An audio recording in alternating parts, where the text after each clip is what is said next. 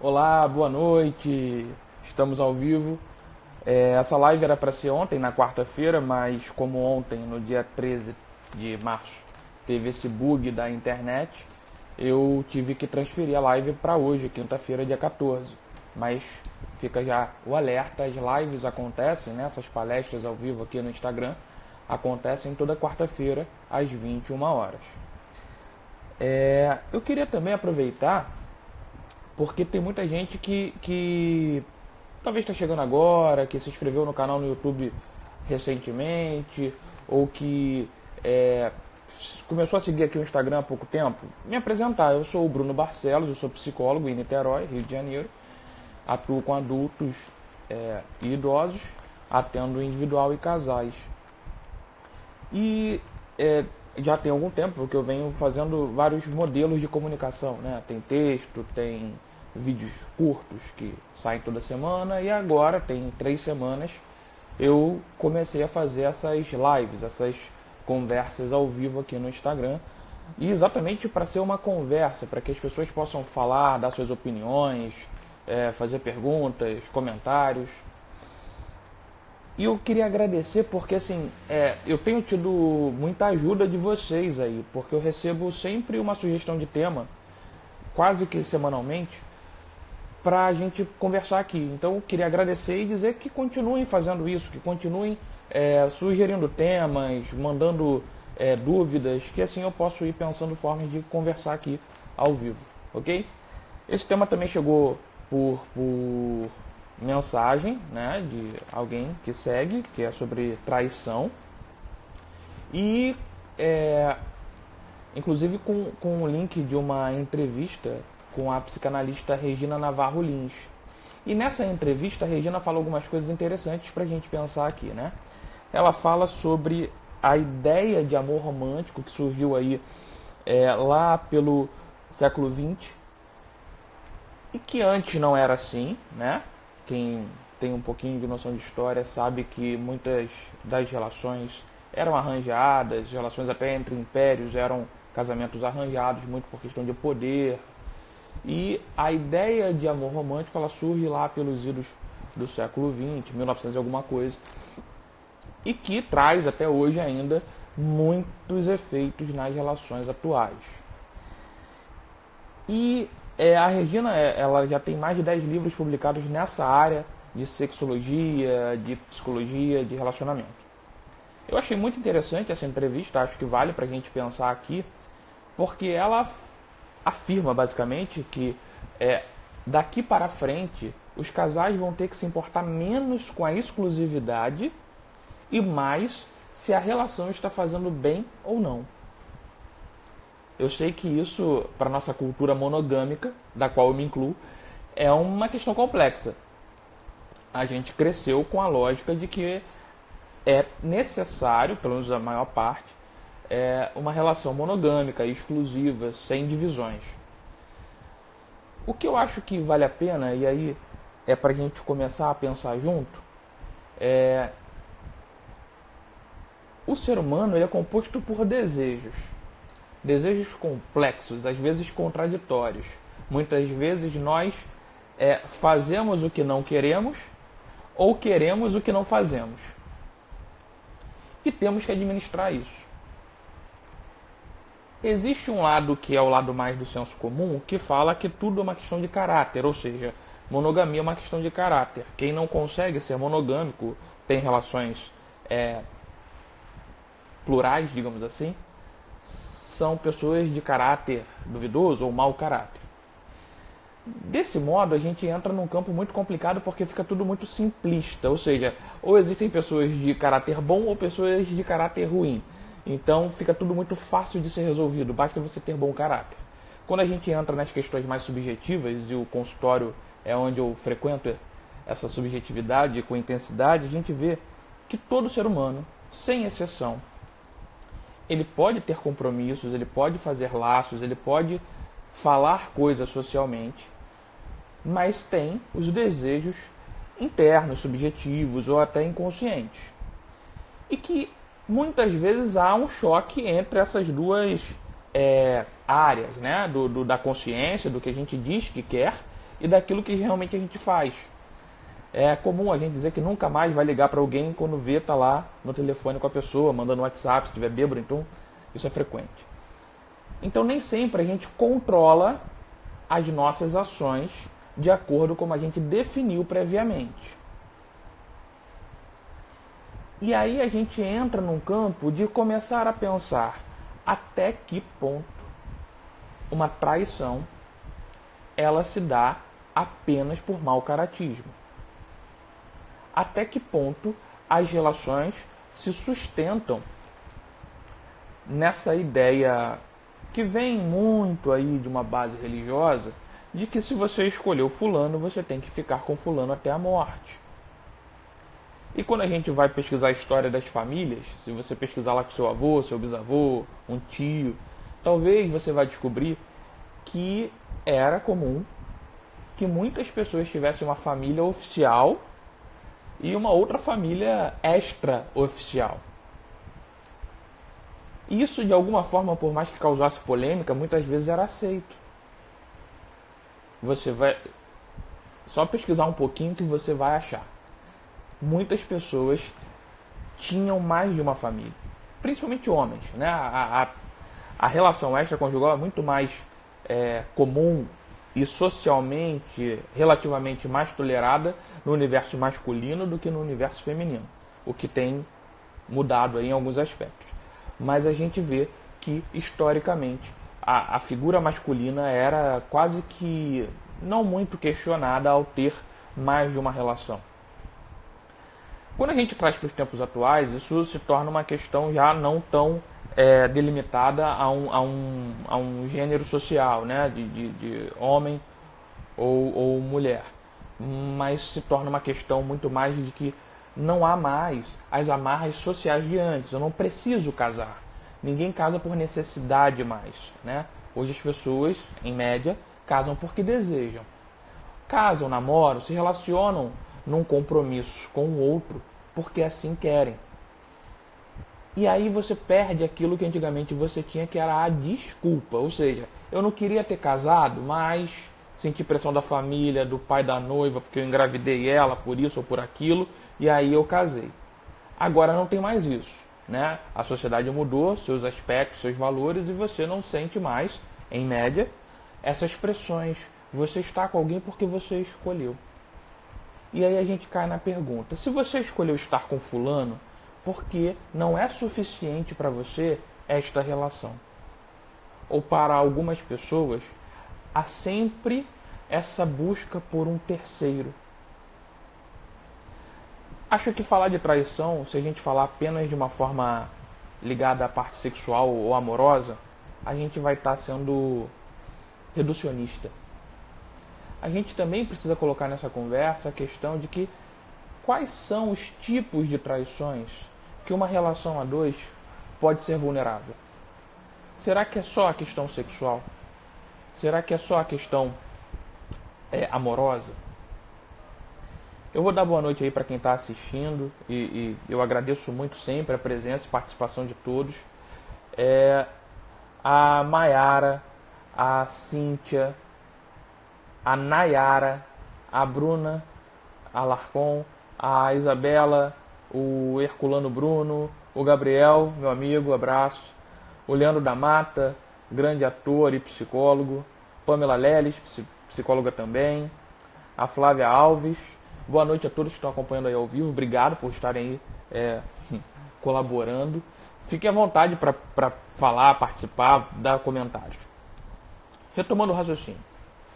Quando a gente questiona quais são os tipos de traições, a gente vai começar a expandir a nossa ideia de que uma relação se reduz, uma traição, melhor dizendo, se reduz apenas a uma relação sexual. Quando você vai para o consultório, você vê que muitas pessoas se sentem traídas antes de uma atitude como essa, de uma pulada de cerca. Existe a traição do não confiar. Do não confiar em algum acontecimento do dia, da sua vida pessoal, não compartilhar questões de ordem financeira, não dividir assuntos e dilemas pessoais. Quando uma pessoa num relacionamento em que há compromisso, e começa a compartilhar questões de rendimentos, como uma casa, por exemplo, as contas, a renda da casa passa a ser uma questão também de fidelidade, ou não. Porque se alguém gastar o dinheiro a mais do que se tem para os custeios de uma casa, você vai desfalcar o outro, você vai quebrar o pacto de confiança. Se o seu projeto de vida, a partir do momento que você assume um compromisso com o outro, se o seu projeto de vida não o inclui, se você olha para o futuro e o seu plano é totalmente individual, você também pode estar transmitindo ao outro a ideia de uma ruptura de compromisso, de confiança, em que a pessoa não se sente incluída nesse projeto.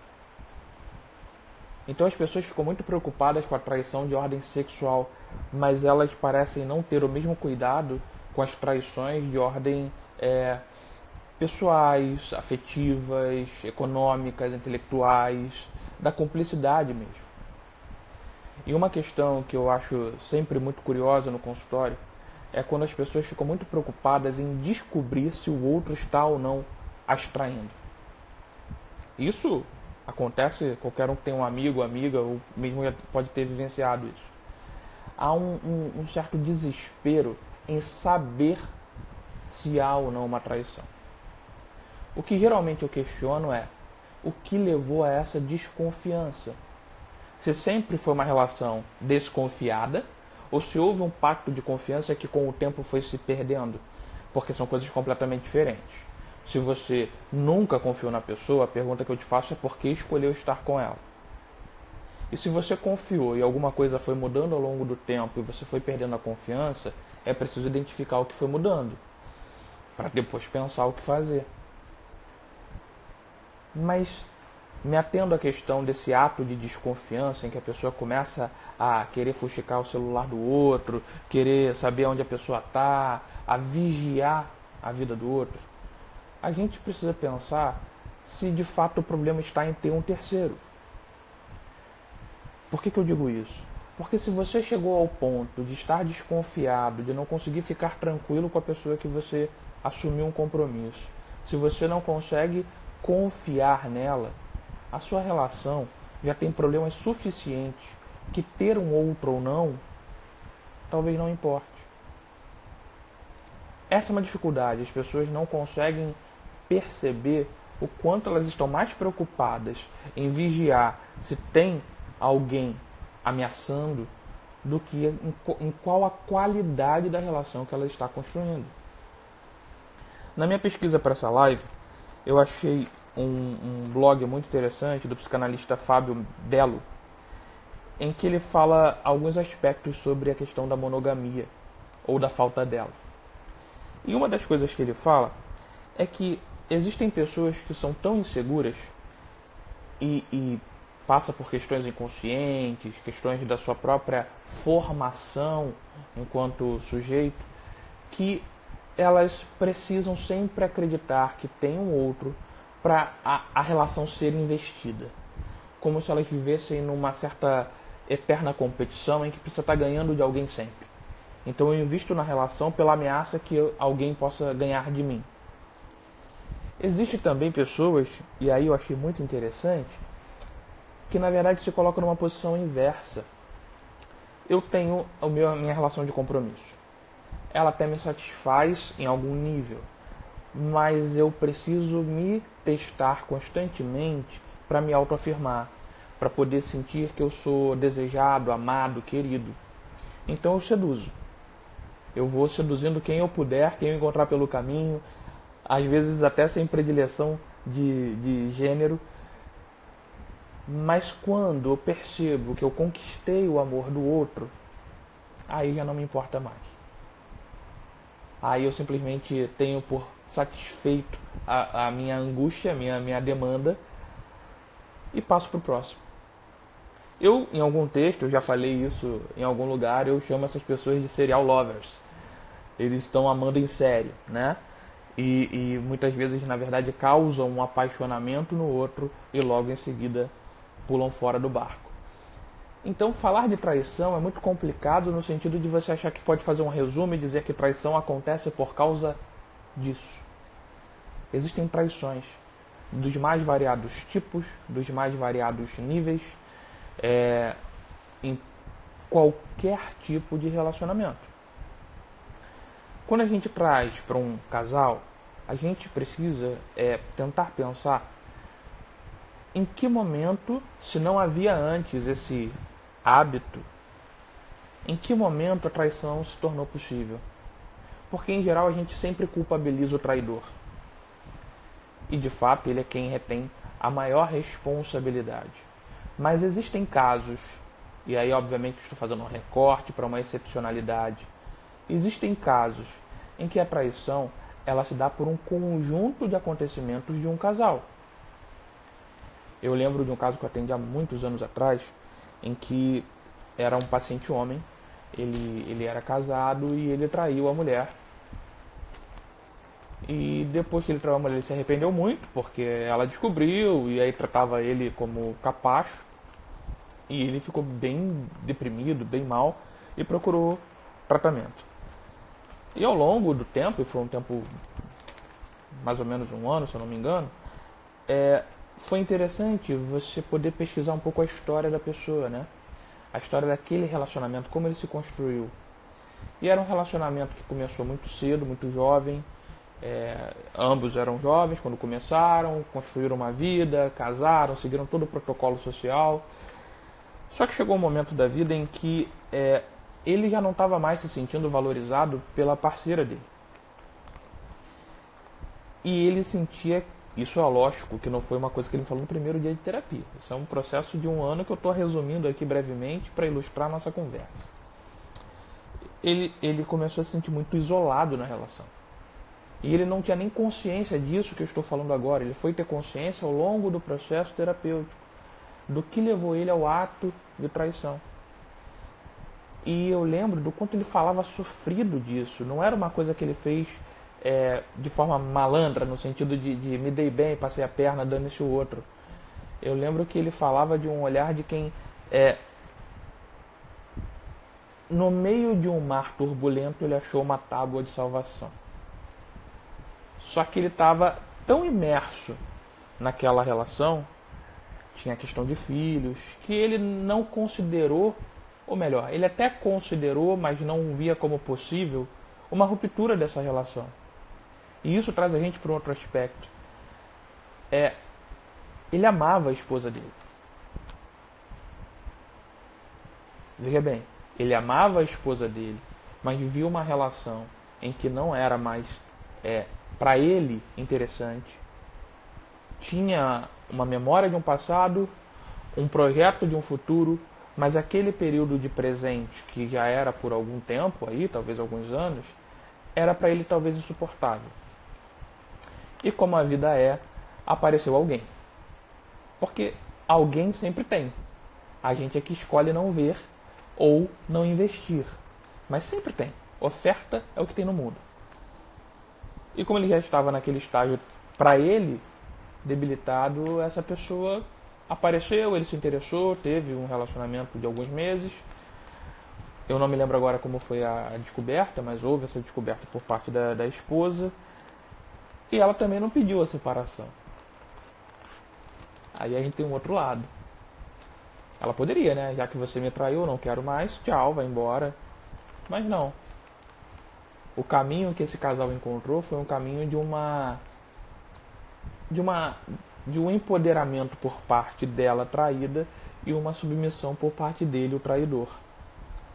Só que isso foi levando ele a uma depressão tão profunda que ele procurou ajuda. E através desse processo, muita coisa foi repensada.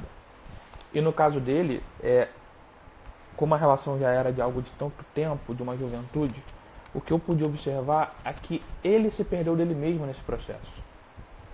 Ele estava tão imerso na relação que ele já tinha quase se anulado enquanto sujeito. E quando ele encontrou esse outro, isso trouxe para ele uma possibilidade dele, digamos assim, experimentar existir de novo. Ah, então eu estou romanceando a traição? Não, não estou. Eu só estou dizendo que as coisas são complexas e que a gente reduzir tudo a certo e errado, canalice ou moralismo, eu acho que fica uma conversa muito superficial e muito hipócrita. As relações são muito mais complexas. E eu me recordo que em algum momento eu questionei para ele o que ele desejava. Se era, né, o casamento dele, reconquistar esse casamento, enfim, tentar dar prosseguimento ao casamento, ou, quem sabe, desistir. E ele começou a chorar e falar que amava muito a esposa dele. E que ele não queria perder o casamento. E ele só não sabia o que fazer para isso. E era uma época que ela já falava sem olhar na cara dele, ela dava ordens para ele sempre submetendo a isso.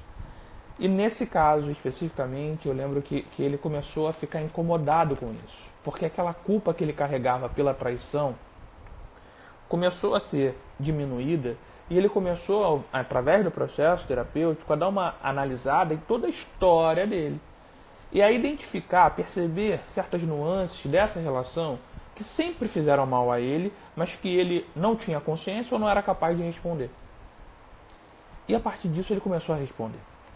Ele não ficou mais no lugar de capacho. Ele começou a voltar para um lugar de igual. E eu lembro da última consulta, ele estava sorrindo, feliz, dizendo que ele estava investindo no casamento dele, que ele não vai mais carregar a culpa da traição, que ou ela escolhe estar com ele e conviver com esse passado aí, ou ela escolhe outro caminho. O que está em jogo é que ele mudou de posição. Ao invés dele ficar esperando ela decidir alguma coisa, no sentido do perdão dela dar a ele um lugar XYZ, ele foi buscar esse lugar. E essa relação, até onde eu sei, dura até hoje. Então, às vezes, uma traição, ela pode ser, uma traição sexual, ela pode ser reflexo de um outro tipo de traição, que não é sexual, mas é moral, é ética, é uma traição de boicotar o existir do outro.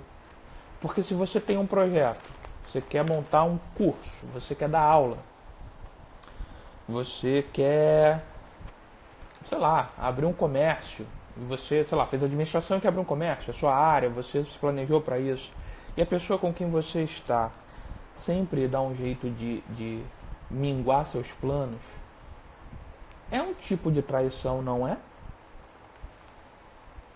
Se você tem uma pessoa ao seu lado que detona tudo que você faz, qual o nome que dá para isso? Então, o argumento que eu estou usando nessa live é dizer: as pessoas precisam prestar mais atenção nas relações que elas possuem e se preocupar menos com a concorrência.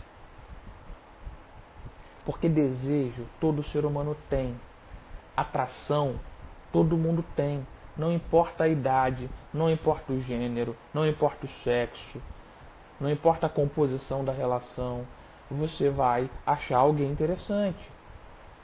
Se você vai sucumbir a esse seu interesse ou não, aí é uma outra parte da história. E dentro do blog do Fábio Belo, ele cita Adam Phillips e diz a seguinte expressão que eu achei maravilhosa: ninguém acredita na monogamia, mas todos vivem como se acreditassem. Eu acho essa frase interessante porque a monogamia é uma grande questão em qualquer conversa de pessoas casadas. As pessoas tendem a falar mal do casamento, mas ninguém conta por que está casado então. Ou por que escolheu casar. A gente tem uma tendência a colocar isso na cota do social, do que tem que, né? Como se fosse uma obrigação. Mas essa desculpa também não cola mais. Ninguém casa por obrigação, é uma escolha. O desafio é se responsabilizar por essa escolha e por tudo que essa escolha traz. A monogamia, ninguém acredita nela, e eu acho que qualquer ser humano que entra em contato com os seus sentimentos vai perceber que sustentar uma relação monogâmica envolve um tipo de investimento. um investimento que envolve renúncias. E isso está no campo das escolhas, porque ela não é o único modelo de relação, ela não é a correta, ela é um modelo de relação para algumas pessoas. Mas hoje existem alternativas, existe poliamor, existem relações a 3, a 4, existem pessoas que preferem se manter solteiras. Eu não estou aqui sendo advogado da traição, nem acusador dela. Eu estou questionando qual a função dela nas relações. Se existem outras opções. Se existe relacionamento aberto. Porque também tem uma curiosidade. Tem pessoas que querem se dar o direito de um relacionamento aberto. Mas quando o seu parceiro ou sua parceira propõe o mesmo, aí não. Tem pessoas que talvez a monogamia não combine com elas. E aí monogamia é a relação exclusiva com um único parceiro ou parceira. O problema é que as pessoas às vezes querem vestir roupas que não são delas.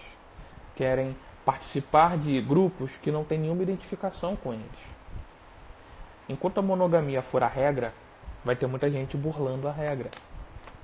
Mas, concordando com a Regina Navarro Lins, a hora que isso for apenas uma opção, em que você possa falar, olha, eu quero assim, eu suporto assim, você também suporta? Beleza. E focar mais em cuidar da maneira como as pessoas se relacionam. Em geral, a traição não acontece sem um componente subjetivo, sem que haja algo do próprio sujeito naquele ato de trair.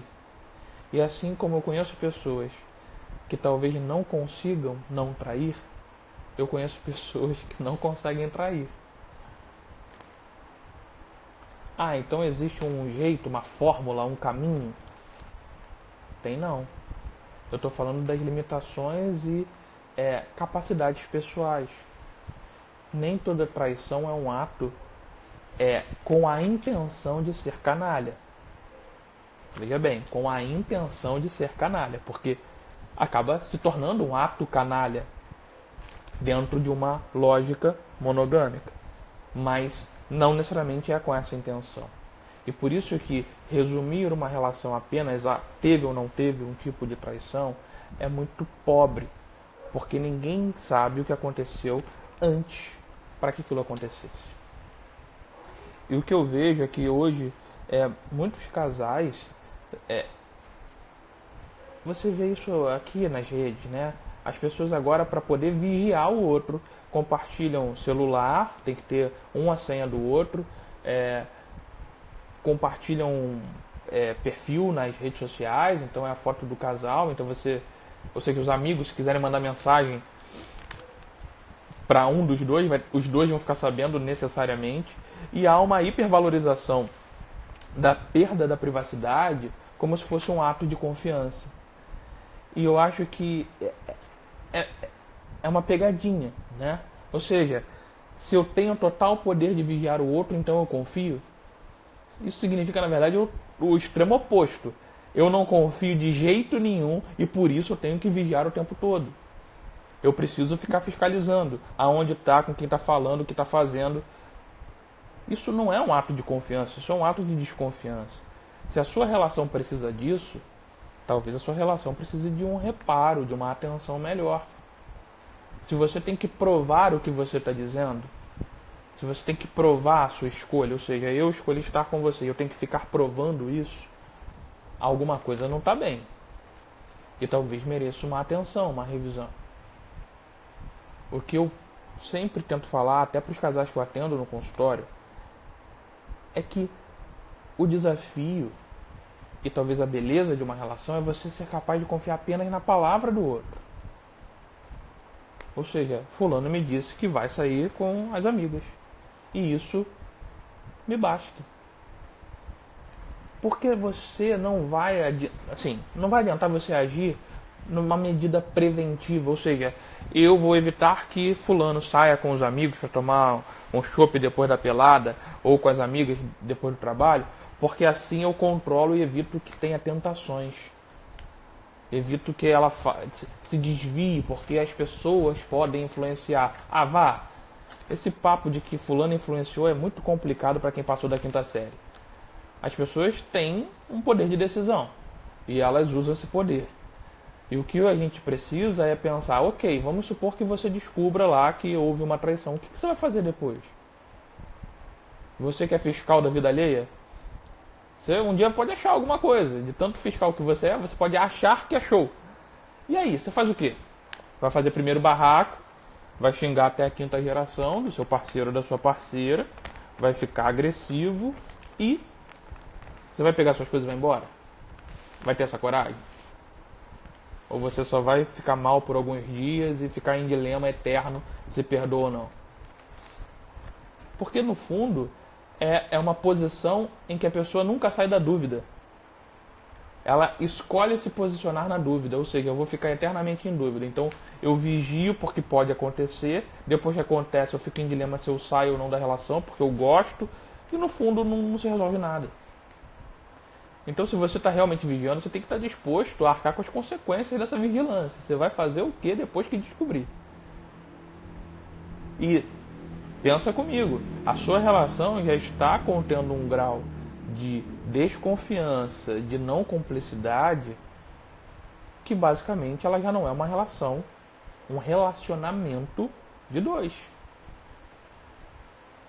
E fica a pergunta, está valendo a pena manter uma relação em que você fica paranoico, vigiando onde o outro está, o que ele está fazendo? O que você está fazendo nessa relação? Que tipo de investimento afetivo é esse que você está fazendo em você quando se submete a isso? Ou você se desliga do que o outro faz e permite que ele ou ela viva a vida deles, né, de quem for, confiando ou não se importando caso aconteça, e avaliando apenas se a relação continua sendo boa e producente para você, ou você vai ter que ficar com alguém vigiando o tempo todo, sendo tutor ou tutora de um adulto.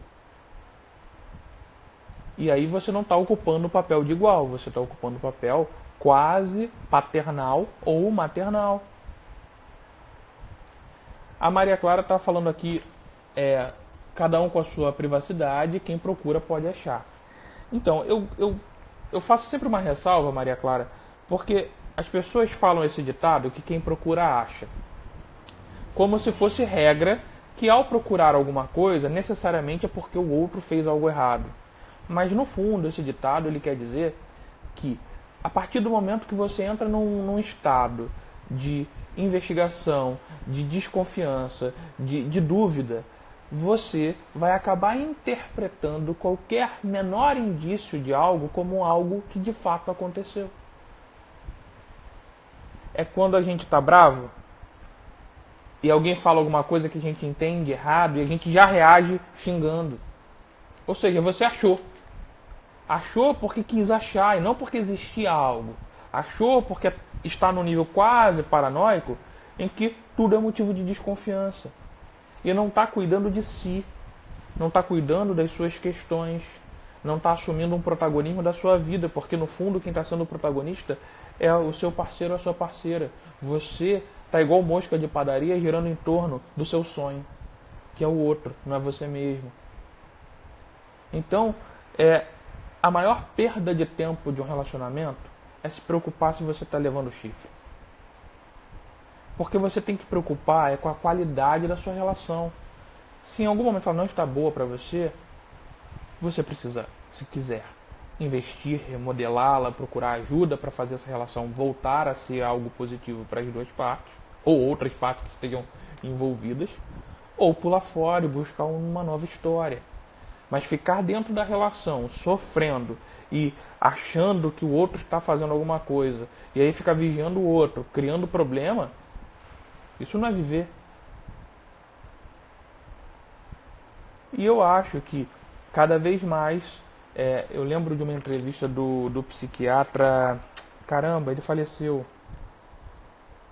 Eu não vou lembrar o nome dele, mas ele chegou a fazer uma novela que eu acho que era belíssima, em que ele atendia lá o ator lá que tinha uma fixação qualquer coisa da internet. Tem uma entrevista dele, eu acho que é naquele programa Café Filosófico que passa na TV Cultura. Se você procurar no YouTube, eu acho que você acha. Em que ele fala que ele acredita que no futuro os casamentos devem acabar. Que com o empoderamento feminino, com o fato das mulheres adentrarem ao mercado de trabalho, terem sua própria renda, não dependerem mais de um homem para sustentá-las, a própria instituição casamento começa a perder força. Ou começa a ganhar novos significados. E talvez por isso que a gente tenha hoje essa facilidade em pessoas casarem e descasarem. Porque não é mais uma necessidade. Ninguém é exagero, mas a maioria das pessoas não estão casadas por mera necessidade, sim por desejo. E a partir do momento que é desejo, o desejo é fluido. Ele pode estar alocado hoje em uma relação, em um relacionamento, e amanhã está em outro. O que está em jogo nisso é como você vai administrar, com que tipo de verdade você vai transparecer ao outro. Porque tem pessoas também que têm a necessidade da traição no sentido de enganar, de trapacear. E talvez essas mereçam um pouco mais de atenção no consultório. Mas dentro desse vasto campo que é o campo das traições, aquelas pessoas que estão buscando de alguma forma não serem traídas, elas precisam começar a olhar mais para elas mesmas. Porque não há o que você possa fazer para controlar o outro. É uma grande bobagem achar que alguma coisa que você fizer vai impedir o outro de te trair. O que você pode fazer é dar o seu melhor para a relação, avaliar se a relação está sendo interessante, instigante para você e manter sempre uma atenção e tanto para as suas demandas também como para as demandas da pessoa com quem você tem uma relação, para que isso seja mais próximo de uma troca possível. E para quem trai, eu acho que tem pessoas que traem e convivem bem com isso. Não há nada o que dizer. Mas tem aquelas que acabam sofrendo por essas coisas. É importante você tentar olhar para a sua história, tentar entender de onde vem isso. Consultório é um local muito interessante. A gente conhece o lado B das pessoas. E eu já atendi muitas pessoas que ou foram traídas ou traíram. E o que eu percebo na maioria delas é que há um remorso, há um desconforto, há um mal-estar, mas há também uma inabilidade em se dar conta dos seus próprios desejos. E quando não se dá conta no sentido de ter consciência, de perceber, você se torna refém deles. É como se você fosse sequestrado pelo seu desejo e você só se dá conta quando ele acontece na prática.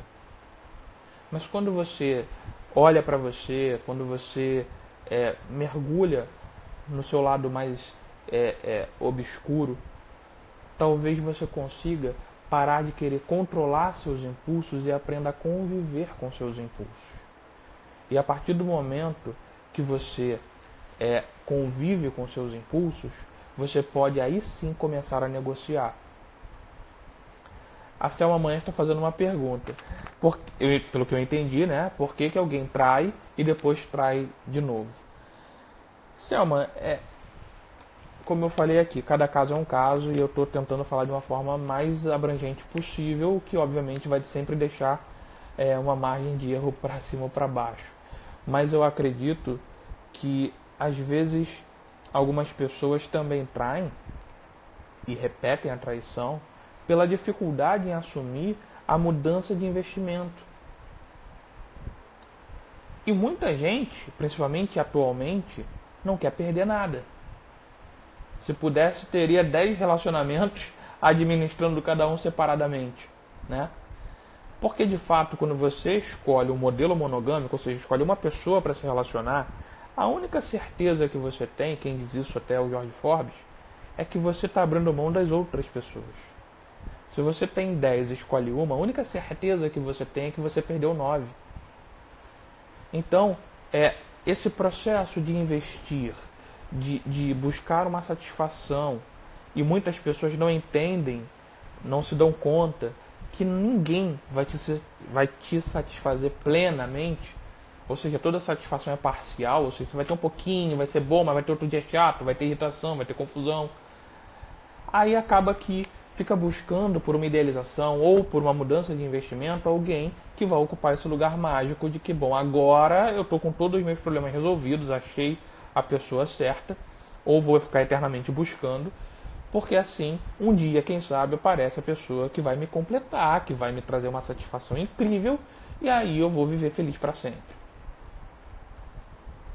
É muito difícil, principalmente para quem nunca passou por um processo terapêutico, se dar conta de que você vai ser sempre insatisfeito. Que ninguém vai te satisfazer completamente. Você pode ter mais problemas ou menos problemas. Mais atrito ou menos atrito.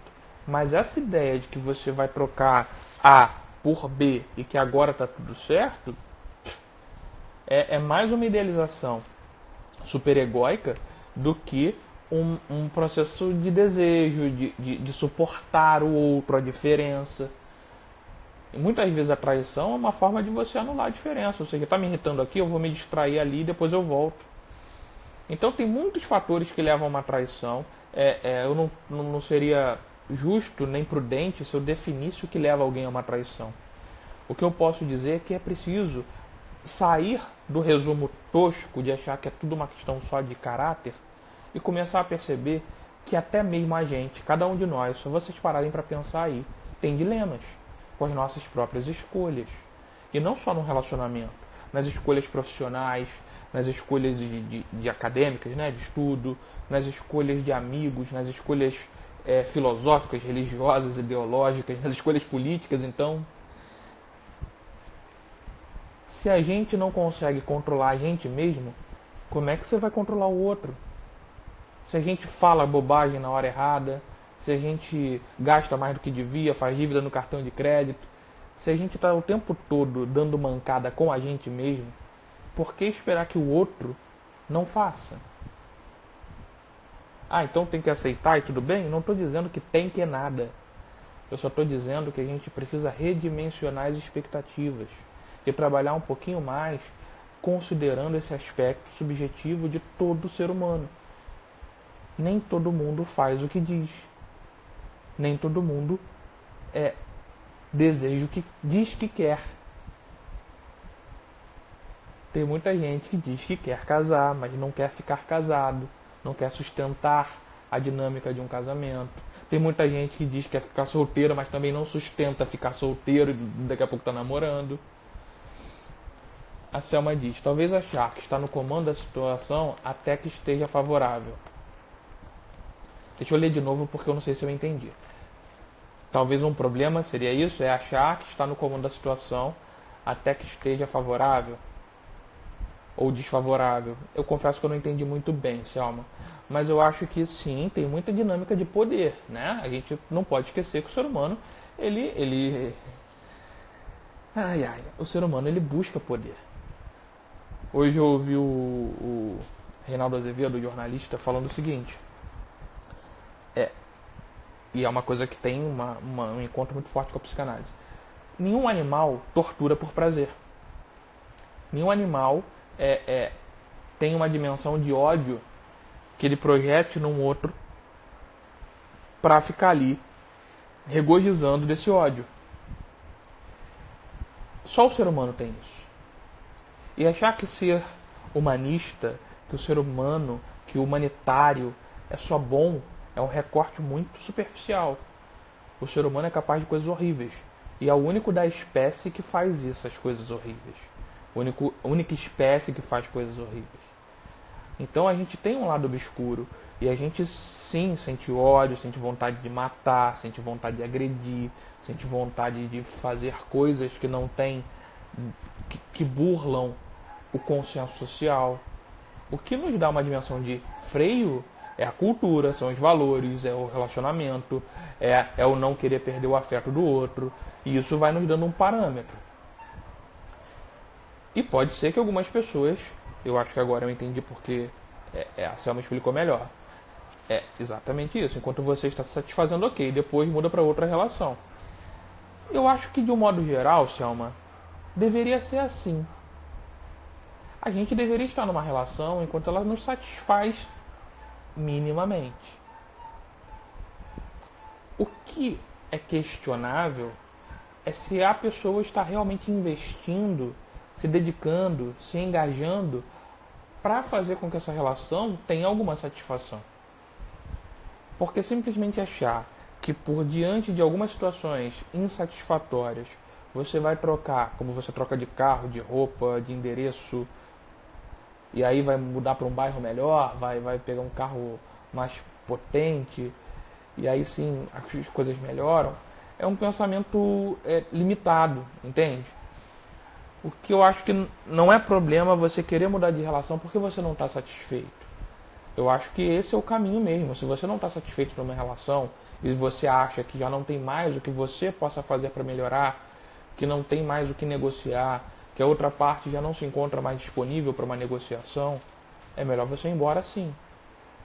O que é diferente de você tentar sustentar isso e manter uma outra relação. Mas aí está no campo do que é possível para cada um. E nem todo mundo consegue ter esse discurso meio moralista, que é muito simples, né? Se eu não estou satisfeito, eu termino e procuro outra relação. É simples. Uma coisa quase mecânica, objetiva. Isso é o que a gente ouve. Mas não é o que as pessoas praticam. E por que elas não praticam? Porque uma coisa é o que eu penso, outra coisa é o que eu sou capaz de fazer. Uma coisa é o que eu digo como um valor correto. Eu jamais mataria alguém. Mas se eu vejo um ladrão agredindo minha filha, eu não sei. A gente precisa considerar um lado que não é claro, transparente, translúcido para nenhum de nós. E que todo ser humano é capaz de coisas horríveis. O que está em jogo é: vamos tomar consciência dessas coisas que sentimos e vamos buscar alternativas para que a gente possa tentar conviver com elas. Ou seja, se eu estou com ódio, eu preciso falar desse ódio e não bater em alguém.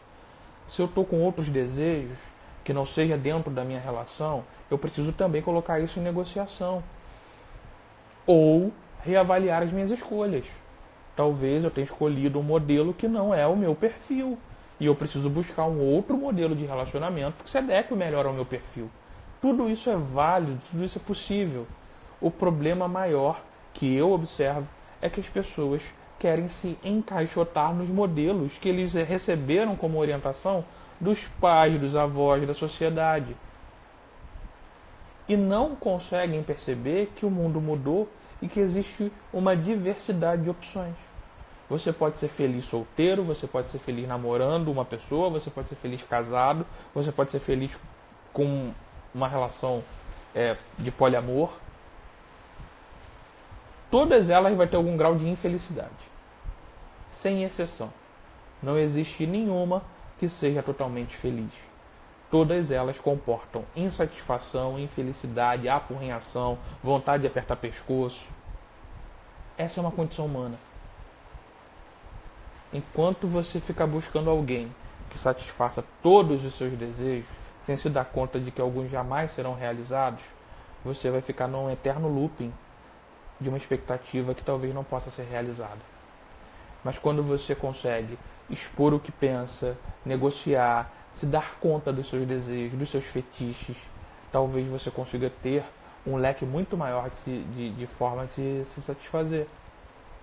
Seja com uma pessoa, seja com duas, com três, com uma relação não compromissada de exclusividade. E a gente precisa pensar muito nisso, né? Porque as pessoas falam de fidelidade como se fosse uma situação apenas para quem é um casal monogâmico. Como seria a fidelidade numa relação de poliamor, num trisal? Vai existir fidelidade nessa dinâmica, não vai?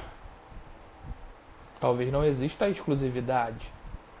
Mas aí entra de novo a dinâmica de acordo. Se há um trisal, há o combinado desse trisal. Eles podem tolerar uma diversidade apenas entre esses três, mas que não tenha nenhum participante extra. Outros vão ter outras organizações e dinâmicas. Por isso é mais importante o que as pessoas em geral esquecem: a lealdade do que fidelidade e exclusividade. Às vezes, as pessoas estão mais focadas em ver se estão com alguma coisa na cabeça e esquecem dos seus próprios corações. Você deve ter um amigo leal. Você deve ter alguém na sua família que você considera leal. Isso faz com que essas relações sejam exclusivas? Eu não estou defendendo a orgia. Eu só estou destacando que existem várias opções e que a gente precisa descobrir ou inventar aquela da qual a gente se sente melhor.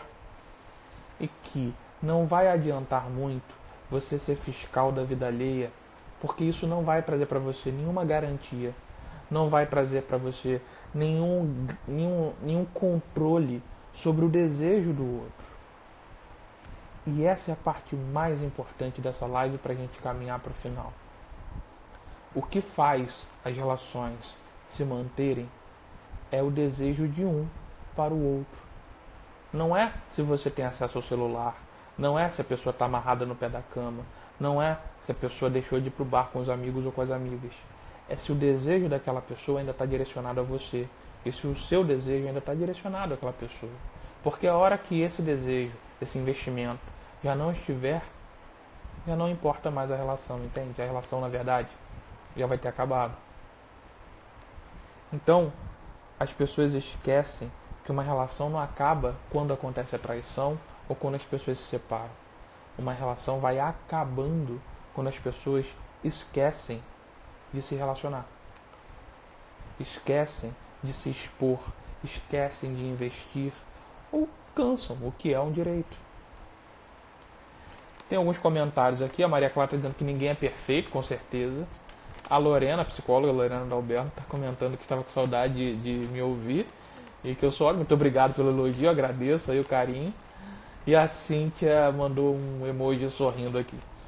Então, gente, eu vou encerrar essa live. Vou deixar vocês com algumas perguntas. Quando você está exigindo o amor do outro, vigiando o que ele faz, aonde vai, o que está conversando, o que você acha que você conquista? Será que isso é uma forma de amar ou só fugir do sentimento de desamparo?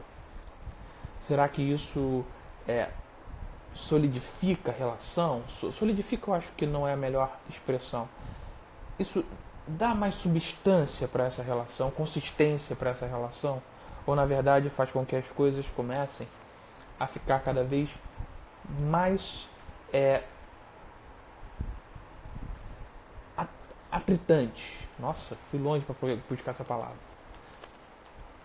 Às vezes a gente está tentando fazer a relação dar certo, destruindo ela. Às vezes a gente precisa cuidar da gente, da nossa vida, ser o melhor que você pode para você e avaliar que escolhas, que desejo, para onde você pode investir o seu desejo e com quem, ou com quem. Então agradeço muito a participação de todos. Eu peço que depois, quem gostou da live, comunique aos amigos, avise que existe a live aqui toda quarta-feira às 21 horas. Fala do canal no YouTube, que é o Motiva Psi. Fala para se inscrever lá, que tem vídeo toda semana. Na verdade agora está tendo 2 vídeos por semana, porque depois eu passo a live para lá. E tem os vídeos menores, curtinhos, de 3, 5 minutos, que eu posto toda semana também. E me deem sugestões de temas. Mandem direct, mandem e-mail, mandem WhatsApp. Sugiram temas pra gente conversar aqui. Eu quero ouvir vocês, eu quero trazer conteúdo que seja do interesse de vocês. Tá bom? A Selma falou que falta diálogo, que normalmente é um monólogo, infelizmente.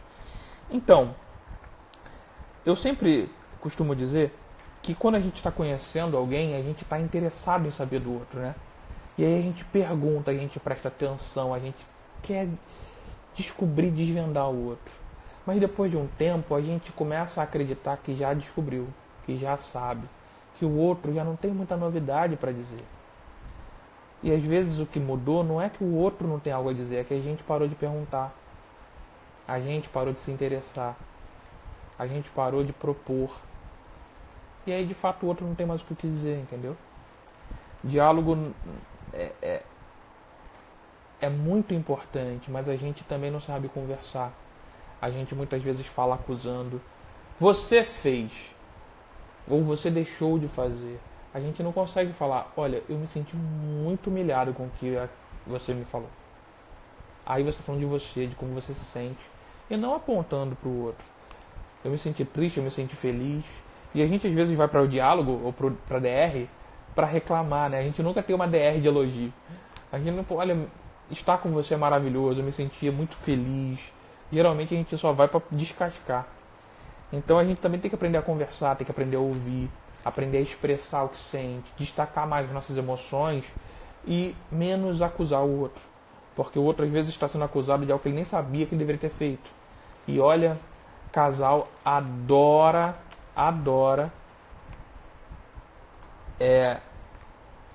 querer que o outro adivinhe. É uma maravilha isso. Tem alguma vontade, ao invés de dizer que quer muito, prefere que o outro adivinhe, prefere mandar indireta. E isso é um passo enorme para o insucesso.